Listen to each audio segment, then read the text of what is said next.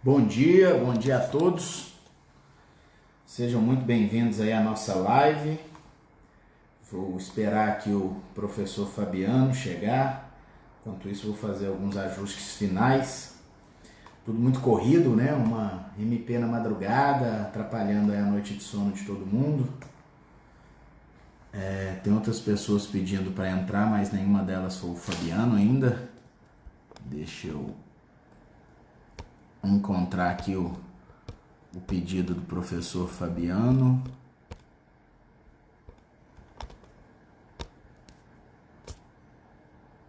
Cadê, Fabiano? E aí, Kleber Ludovico, meu grande amigo. Bom dia. Todos os outros colegas, conselheiros. A Brena falando, nunca mais vamos dormir. Verdade, Brena. Verdade, Rafael também. Gente, foi engraçado que essa MP ontem eu fiquei esperando, que o governo anunciou, né? Já era meia-noite e pouco, eu fiquei esperando aí a MP ser publicada. E aí, Fabiano, tudo bom? Bom dia, tudo bem, Rafael? Oi, moçada. Bom, tô arrumadinho hoje, tá vendo? Tô Mas é vendo. porque quero justificar, né? Eu tô arrumadinho hoje porque eu vou sair da nossa live direto aí lá pra TV Anguera, então tem que estar bonitinho, de fantasiado de Tá? advogado, para Perfeito. poder. O pessoal não estranhe minha imagem, ô, Rafael, porque eu tô de cama.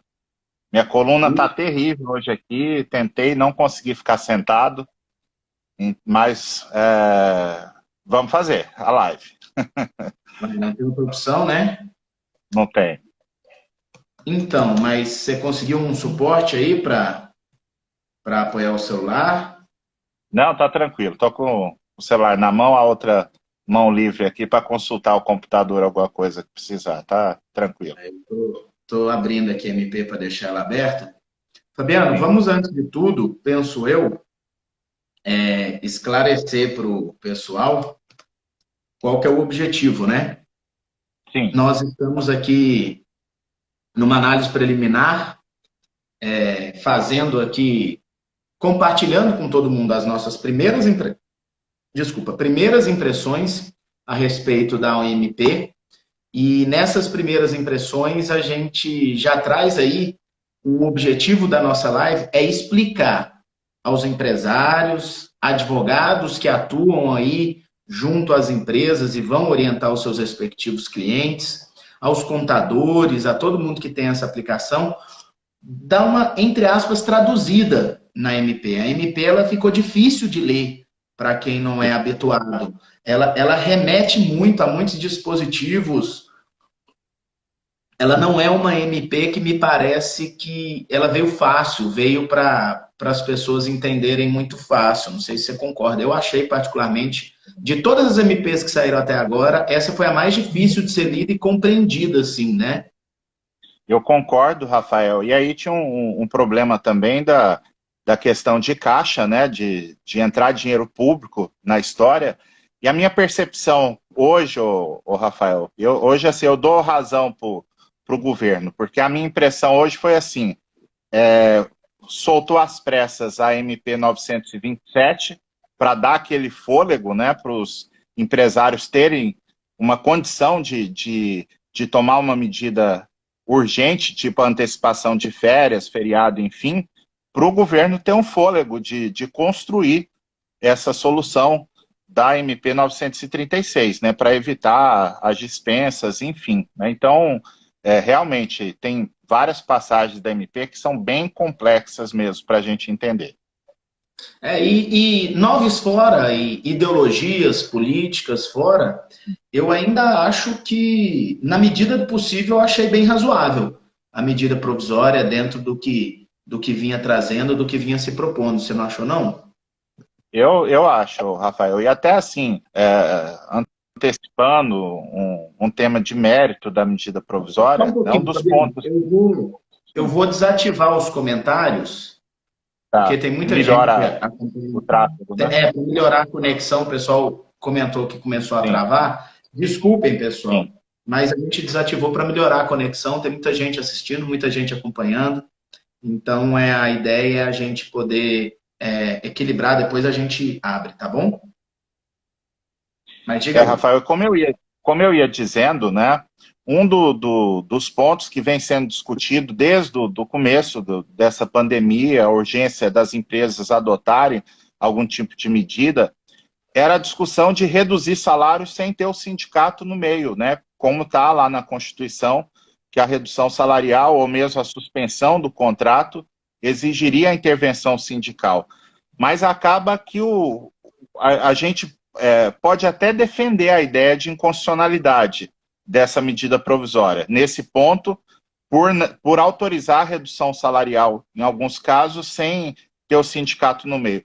Mas o governo construiu uma solução que é bem razoável e eu acho impossível qualquer discussão vingar no Supremo Tribunal Federal, porque acaba que aí você entra numa situação de emergência, numa situação de excepcionalidade, e entre o caos que se pintava do desemprego em massa, o governo construiu uma solução que pareceu bem razoável. E aí entra aquela situação, né? Você, no plano da Constituição, tem determinados momentos que você tem que ser flexível, né? Na verdade, é engraçado em falar de flexibilidade de Constituição, mas o que a gente quer dizer é que a Constituição tem diversos princípios, inclusive princípios de proteção à coletividade, que me parece que nesse momento, fazendo um sopesamento desses princípios, a gente tende a uma validade disso que o governo está propondo, né? Acho que é isso, só para não te interpretarem errado aí, falando que pode deixar a Constituição de lado, não é isso? Até porque tem uma construção complicada, né, Rafael? Qual seria uma consequência de declarar uma inconstitucionalidade? Quem é que pagaria a conta? O empregador, que de boa fé foi lá e fez o ajuste individual com o empregado de acordo com que a medida provisória dispõe, ou a conta vai ficar para o governo? Civil do Estado. Responsabilidade civil do Estado. Mas vamos lá, Fabiano. A gente está entrando em temas pesados de inconstitucionalidade, mas esse não é o objetivo da live. Gente, a nossa live vai ser rápida, ela vai durar mais 30 minutos, porque, como eu disse, eu tenho que ir lá para a televisão. E o objetivo é a gente resumir e tentar simplificar aqui para todo mundo que está acompanhando. Então, vamos lá. Medidas possíveis na medida provisória 936. O que se possibilitou? Em resumo, a gente tem duas possibilidades que foram abertas. O empregador pode suspender os contratos de trabalho dos empregados, ou o empregador ele pode reduzir jornada e salário dos empregados. Eu vou fazer um resumão aí dessa redução, o Fabiano faz um resumão da suspensão e a gente vai entrando em detalhes e polêmicas depois, pode ser? Perfeito.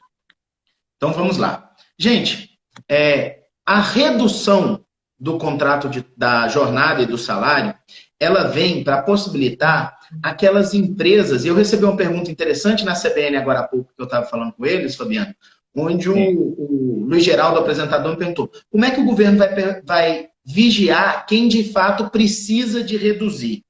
E, na verdade, eu penso o seguinte, não há necessidade de vigiar. A redução ela vai atender que tipo de empresário? E aí, atenção para os empresários e para os colegas advogados que estão acompanhando. A redução é uma possibilidade, não é uma obrigatoriedade, evidentemente, é uma possibilidade para as empresas que, quando voltarem a funcionar, quando voltarem à atividade, os trabalhadores vierem trabalhar, que ela diminua o horário de trabalho daquele trabalhador. Então, quem que vai precisar disso? Quem não estiver produzindo. As empresas que precisarem voltar aceleradas para recuperar o tempo perdido, como muitas indústrias e etc., elas não vão se socorrer dessa suspensão. Então, é importante o empresário entender que não se trata de redução do salário dos empregados para uma recuperação econômica. O empregado que tiver o seu salário reduzido, ele vai ter reduzido o número de horas que ele pode trabalhar também.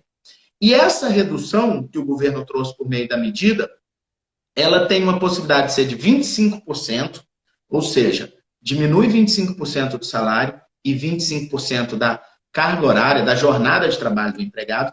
Ela pode ser de 50%. Aquela pessoa que trabalha o dia inteiro passa a trabalhar meio período e recebe a metade do salário do governo. Ou ela pode chegar até 70%, que é muito significativo.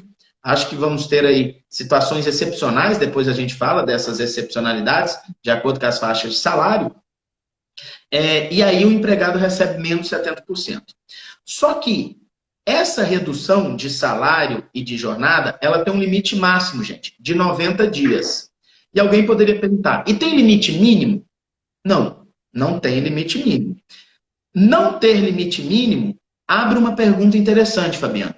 Eu posso anunciar uma redução de 90 dias e no meio do caminho desistir e comunicar que essa redução foi interrompida? Me parece que sim. Me parece que é razoável, tanto do ponto de vista jurídico como fático, você anunciar a redução de 90 dias e no meio do caminho você reduzir. E aqui chega a primeira dica para os colegas. Façam a redução, se forem fazer, no prazo máximo. E se resolverem voltar ao normal, aí vocês comunicam. Só toma cuidado para uma coisa. Você faz uma redução de 4 horas. E aí o empregado reduz o salário para 4 horas. E aí o que está acontecendo com esse salário do empregado? Vamos lembrar, e eu ainda não falei. O governo vai pagar um benefício, o equiparado ao seguro-desemprego, a gente está usando o seguro-desemprego de referência, até pelo mecanismo e compreensão dele, acho que o governo usou o seguro-desemprego de referência, muito inteligente, mas lembrando que ele é diferente das regras gerais do seguro-desemprego, no sentido de que quem utilizar essa redução agora não vai deixar de ter direito a seguro-desemprego depois, se vier a ser dispensado. Então, não é bem o seguro-desemprego, é uma referência do seguro-desemprego para operacionalizar essa ajuda do governo. Então, o trabalhador vai estar com a jornada reduzida, o salário reduzido e o governo vai complementar. Complementar quanto? Complementar o que ele pagaria daquele valor de referência se o empregado estivesse afastado. E aí tem gente que fala, quem receber até... Tem gente não. Foi anunciado pelo governo que quem recebesse até R$3.000 não teria impacto econômico, por exemplo, nessa redução. E, na verdade, tem sim. É pequeno, mas tem. Mas um exemplo prático aqui, olha. Um empregado que recebe R$2.000 tem uma redução de 25% do seu salário e da sua jornada, ele vai ganhar R$1.500 pela empresa e ele vai ganhar R$420 do governo, a título de seguro-desemprego. Então, o trabalhador vai receber R$1.920,02. Ou seja, há uma pequena redução. É importante a gente apontar isso. Se a gente for para um salário de R$3.000, ali no limite quase daqueles 3 salários mínimos do acordo individual, e uma redução de 50% de salário e jornada, a empresa vai pagar a metade de R$3.000, R$1.500. A parcela do seguro-desemprego seria de R$906,52, então daria um total de R$2.406. Veja, 3 para 2.400. Então começa a ter aí uma perda salarial de 20%. Então isso é importante, tá claro. Existe uma perda. Ela é reduzida, ela é mitigada, ela tentou se reduzir ao máximo para essa faixa salarial mais problemática, mas ela existe. E para concluir esse resumão e a gente abrir um pouquinho aí para detalhes, Fabiano, é importante a gente lembrar o seguinte, que essas comunicações, elas têm que ser feitas por escrito com o empregado, tá certo? O governo criou uma regra para quem ganhar até 3 salários mínimos, eu posso fazer acordo individual, e aqui é onde o Fabiano começou a live falando de possibilidade de inconstitucionalidade disso, porque, regra geral, a gente só pode trazer uma redução salarial, redução de jornada, por meio de negociação coletiva, e aqui a lei expressamente diz que essa faixa salarial pode ser acordo individual, e a justificativa disso é que esse acordo individual para quem ganha até 3 salários mínimos traria uma perda salarial muito pequena. Até existem algumas teses, e uma delas até o Rodrigo Dias defende, de que isso não é redução salarial. Por que isso não é redução salarial? Porque eu estaria obedecendo o salário hora, tá certo? Então, em tese, segundo o Rodrigo Dias, você poderia utilizar esse mesmo raciocínio, assim como a OJ 444 fala lá da redução de horas-aulas do professor, para diminuir o valor em razão dessa diminuição de jornada. Seria o mesmo raciocínio. Sem entrar nessa polêmica, se é isso mesmo ou não, o fato é que a lei assim prevê, o que, para a maioria dos estudiosos, seria em tese uma inconstitucionalidade, a qual nós não acreditamos até por um aspecto prático e sopesamento de princípios da Constituição. Agora, tem uma segunda faixa salarial, senhores. Quem ganha entre 3 salários mínimos e 2 vezes o teto do regime geral da Previdência Social, que é 12.200 e qualquer coisa, não me lembro o valor exato, nessa faixa salarial, a legislação ela trouxe uma recomendação especial, acordo coletivo de trabalho. Precisaria uma negociação coletiva, correto, Fabiano? Por quê? Porque aí nós temos uma perda salarial significativa para essas pessoas. Por que ela é significativa? Porque o seguro-desemprego, ele tem limite, né? E aí o limite de seguro-desemprego estaria muito aquém do que o trabalhador estaria deixando de ganhar. Então, de 3 a 12 mil, acordo coletivo, sindicato, negociação para poder reduzir o salário.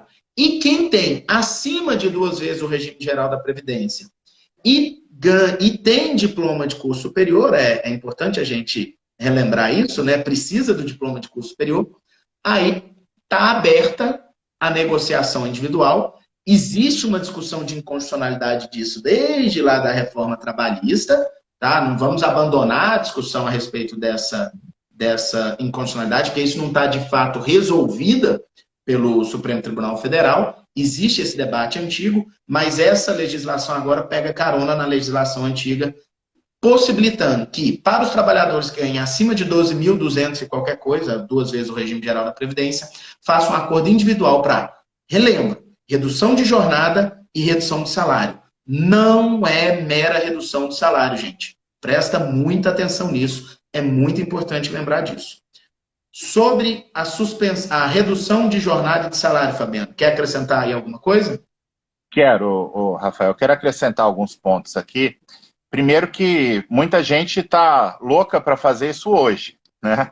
Esse acordo. Né? E, na verdade, vai ter que esperar, talvez até hoje saia ainda, dada a urgência da questão, mas o Ministério da Economia ainda vai soltar um normativo sobre o procedimento disso, porque o empregador, ele até pode fazer o ajuste hoje, né? Mas ele tem que comunicar no prazo de 10 dias. Então, se em 10 dias não sair essa regulamentação do governo, aí complica um pouco. Né? Daria problema. Lembrando que na faixa salarial que depende de negociação com o sindicato, não dá tempo de fazer de uma hora para outra, né? Mesmo estando flexibilizada a possibilidade de assembleia geral com os trabalhadores da categoria. Lembrando, está flexibilizada a assembleia. O que eu recomendo, sinceramente? Fazer prevendo que depois vai fazer uma assembleia para validar aquilo lá, para ratificar. Não é necessário, mas é uma recomendação. E, se possível, até incluir a faixa de, já que vai fazer uma assembleia para quem ganha acima de 3 mil, se a empresa for fazer um acordo, assembleia não, um acordo coletivo para quem ganha acima de 3 mil, já inclua logo todo mundo para dar uma segurança jurídica maior. Não é obrigatório, mas, se possível, traz mais segurança jurídica. E aí, Rafael, acrescentando um ponto ou outro aqui, a perda, no final das contas, para o bolso do trabalhador é um pouquinho menor do que a conta que a gente fez aqui, porque esse benefício do governo ele não incide nem contribuição previdenciária, nem imposto de renda. Né? Ele vai ser pago limpinho para o trabalhador, então acaba que, se for jogar em cargos, isso representaria uma pequena diferença. Agora, por outro lado, na hora de jogar as médias, né, FGTS não repercute essa parcela, o trabalhador teria outras perdas reflexas. Né? E seria importante a gente frisar aqui nesse ponto ainda que os empregados que forem sujeitos a esse tipo de redução, eles vão ter garantia de emprego, né? Que é outro ponto importante, né? Que você deve ter separado para a gente tratar de forma mais genérica. A garantia, como a garantia aplica tanto a suspensão quanto a redução, eu deixei para a gente falar ela depois, porque é importante os empresários saberem que depois, por um tempo, eles não podem dispensar o empregado, não pode mandar o empregado embora. Mas olha só... Só fechar aqui, Rafael, um assunto que você disse, tem uma regra específica aqui, que o empregador ele pode, quando ele quiser, reduzir o salário, ele pode, quando ele quiser, voltar para o salário integral original, basta que avise o empregado com 2 dias de antecedência. Tem essa exigência e, naturalmente, o governo deve criar um procedimento para avisar que tem que parar o pagamento lá para esse empregado, né? E a gente vai discutir muita coisa, né, Rafael? A gente estava discutindo aqui no telefone, você me jogou na fogueira. Então, antes que você me jogue na fogueira aqui ao vivo, que nós estamos com mais de 1000 pessoas, eu vou te perguntar, pode fazer hora extra estando com a jornada reduzida? Vou responder, mas eu quero falar de uma outra coisa aqui antes, só para explicar para o pessoal. É importante a gente lembrar que, na verdade, não é comunicar o empregado 2 dias antes. É encaminhar o acordo, encaminhar o termo. A lei fala que tem que ser feito um acordo entre empregado e empregador, um acordo individual, e esse acordo deve ser encaminhado ao empregado 2 dias antes. Mas vamos interpretar de boa fé, encaminhar 2 dias antes para ele analisar e dizer que concorda ou não, tá? E aí surge esse problema, né, Rafael? E o empregado que não concordar? Qual o destino dessa criatura? Bem, se a empresa está com dificuldade financeira, infelizmente é uma dispensa por incapacidade econômica de manter o contrato de trabalho. Me parece que é muito claro isso, e os trabalhadores têm que entender isso, né? Não é coação econômica, é impossibilidade de manutenção econômica maior, né? Que reduz um pouco a rescisão. Exatamente, ainda pagando tudo pela metade. Mas vamos lá. É importante lembrar que vai encaminhar para o empregado 2 dias antes e tem que comunicar ao sindicato 10 dias após. É obrigatório, mesmo no acordo individual, gente, é muito importante isso. É obrigatório a comunicação para o sindicato, porque os sindicatos vão fazer esse filtro de legalidade. E aí chegou uma pergunta para mim aqui, porque a gente desativou os comentários, mas tem amigo mandando a pergunta aqui por outros meios, que a pergunta é o seguinte: precisaria mandar o comunicado para o sindicato se o empresário ou o empregado não forem associados do sindicato? Essa é a pergunta aí do conselheiro seccional Thiago Sete. Muito boa pergunta, eu achei por isso que eu trouxe ela para a live. E eu digo que sim, que é obrigatório sim, independente de ser associado ou não, até porque o nosso sistema constitucional de vinculação sindical não faz esse filtro, apesar de algumas convenções aí estarem falando que só aplica para empregado sindicalizado, a gente sabe que essa não é a regra constitucional. Pois bem, voltando aí à sua pergunta, quando você me questionou se pode fazer hora extra. Vou dizer o que eu penso, tá certo? A lei aqui, a MP 936, ela trouxe uma consequência na suspensão, que se o empregado em suspensão estiver prestando serviço para a empresa, a suspensão está anulada. Ela não tem validade. Isso é uma coisa. Só que ela não trouxe, lá no caso da redução, essa mesma pena, de que se anularia a redução de jornada e de salários. Portanto, eu estou interpretando de que forma? Se eu tenho uma redução de jornada, a pessoa trabalhava 8 horas por dia, vai trabalhar 4 horas por dia. E na prática, ela ultrapassou essas 4 horas, ela tem direito a horas extras a partir da 4ª hora trabalhada. Sem prejuízo de a gente entrar numa interpretação de infração administrativa se passarem de 2. Exato. Eu particularmente entendo que fazendo uma interpretação hermenêutica teleológica do limite de 2 horas diárias, que o trabalhador pode trabalhar numa jornada normal, um trabalhador de jornada regular, pode trabalhar 10 horas por dia. Então, esse limite de 2 horas por dia é com pensamento de 10. Então, uma pessoa de jornada de 4 poderia fazer 6 horas no dia. Mas há um entendimento muito razoável, inclusive há um entendimento do Ministério do Trabalho, que isso não se aplica. Se o cara tem uma jornada de 4, ele só pode fazer mais 2 horas. Então, o auto vai existir. Só que aí eu quero deixar uma reflexão, porque eu sei que tem muito empresário e colega advogado de empresário aqui assistindo. Não é a forma mais inteligente do ponto de vista econômico e de gestão você reduzir jornada para pagar hora extra, gente. Hora extra é caro. A não ser que seja uma coisa excepcional, um dia da semana precisou e etc. não é razoável.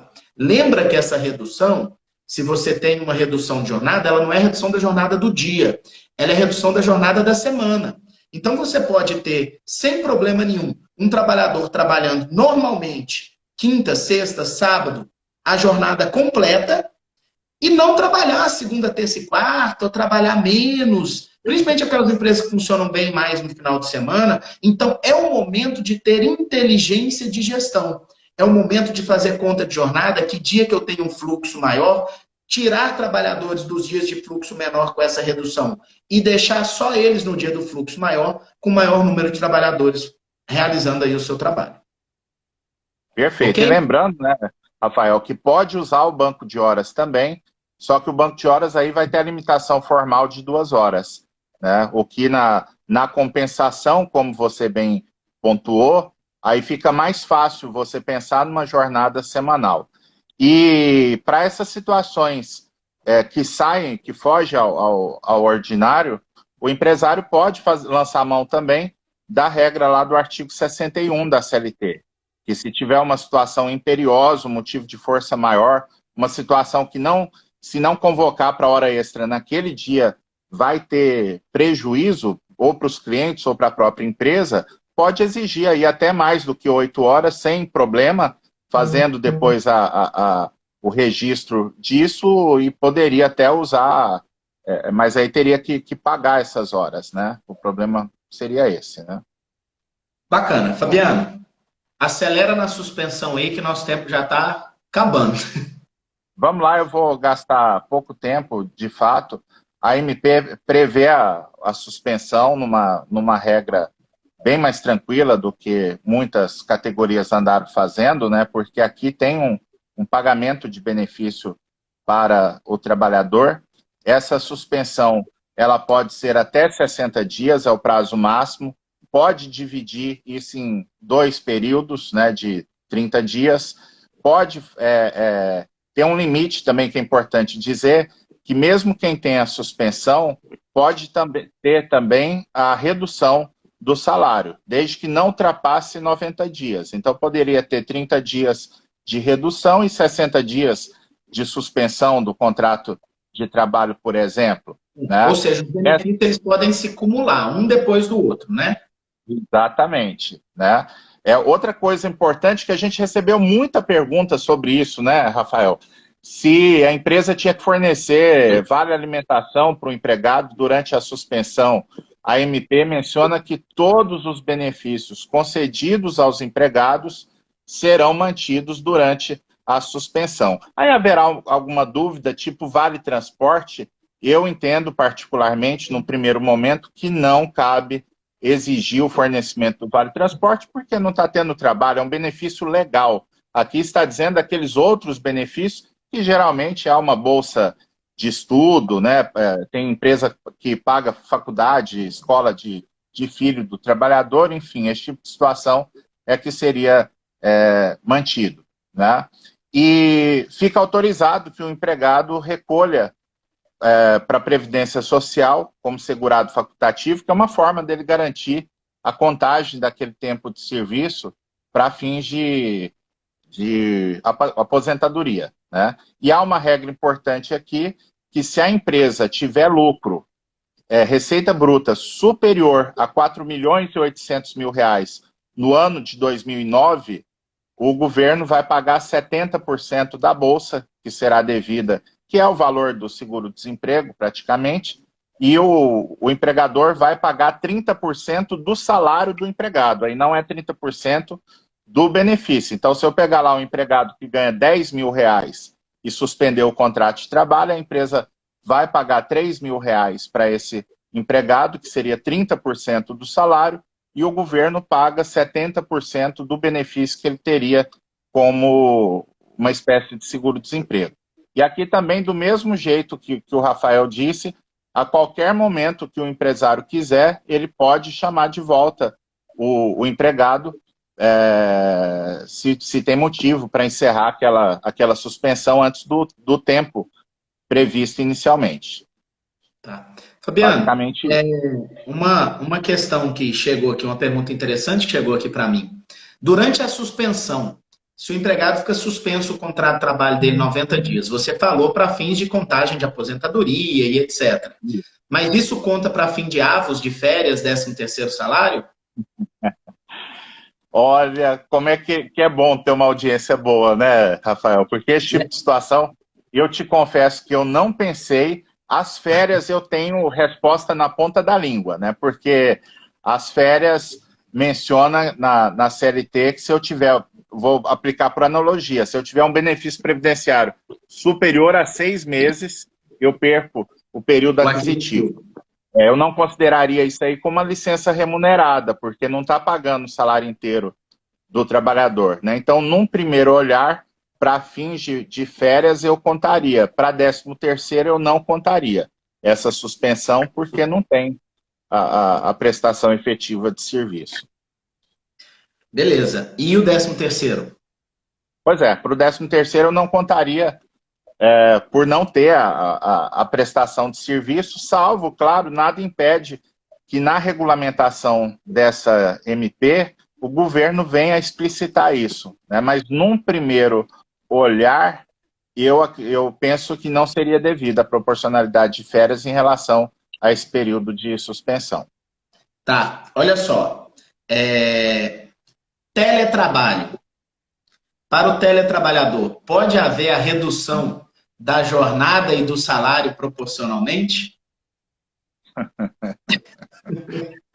É complicado porque só a pergunta tranquila, né?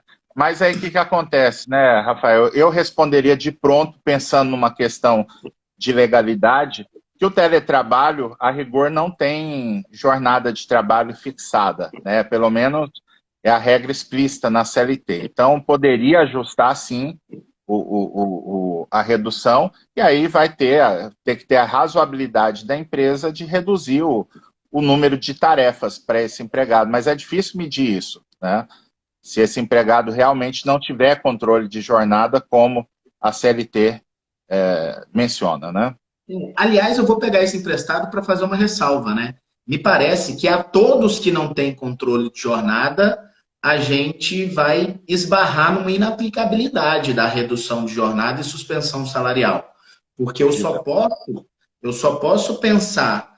Então a gente pega gerente, a gente pega atividade externa. Eu só posso pensar em redução de jornada e redução de salário se eu tenho como medir a jornada. É a regra geral. Né? Então, me parece, numa primeira análise, eu não tenho ainda, não refleti suficiente sobre isso, mas uma análise rasa, eu acho que existe sim uma incompatibilidade aí nesse sentido. Mas, Fabiano, é importante lembrar para as pessoas que há uma estabilidade geral, tanto para a suspensão do contrato de trabalho, quanto para a redução da jornada e do salário. Há uma estabilidade geral. O que significa isso para os empresários? Se eu, por 90 dias, reduzir jornada e salário, ou por 90 dias eu mantive o contrato de trabalho suspenso, oi? 60 dias. Suspenso, por esse mesmo período eu tenho estabilidade do empregado. Significa o quê? Eu não posso mandar ele embora. Então, 90 dias suspenso ou com a jornada e o salário reduzidos, 90 dias sem mandar embora. Isso é para trazer uma estabilidade, uma contrapartida desse esforço que o empregador vai fazer. Só que aqui tem uma regra geral que foi quebrada, né? Regra geral da estabilidade. E aí, ó, colegas advogados e que estão acompanhando, todo mundo está acostumado a falar que a regra geral da estabilidade é: se depois desse período passou 30 dias, o empregado tinha 90 de estabilidade, passou 30 dias, rescinde o contrato de trabalho, faltando 60, o que a gente aprendeu sobre estabilidade? Que o empregador paga o que estava faltando, paga esses 60 dias. Essa é a regra geral. Mas, Fabiana, a MP trouxe uma regra diferente, né? Como é que é isso? Houve duas quebras aí, né, Rafael? A primeira, que, como você ia dizendo, que o empregado não vai receber necessariamente todo o período estabilitário. A regra que foi criada é que ele vai receber entre 50% e 100% dos salários que ele teria, a depender da redução. Então, se foi reduzido 25% do salário dele, ele tem direito a 50% dos salários que faltavam até o final da estabilidade e vai receber o resto normal, aviso prévio, férias, 13º, multa de FGTS. E quem tem 70% de redução receberia as verbas rescisórias normais e 100% do período salarial que restaria para terminar. E a segunda regra que foi quebrada, Rafael, porque na reforma trabalhista foi criado o parágrafo 3º lá do artigo 611-A, que se for por instrumento coletivo a redução salarial, o empregado tem garantia de emprego por todo o período da norma coletiva. Então pode ser uma norma coletiva de 1 ano, mas prevendo redução salarial nos 3 primeiros meses. Né? Então, esse tipo de situação também a MP quebra, é uma regra específica que prevalece sobre a regra geral.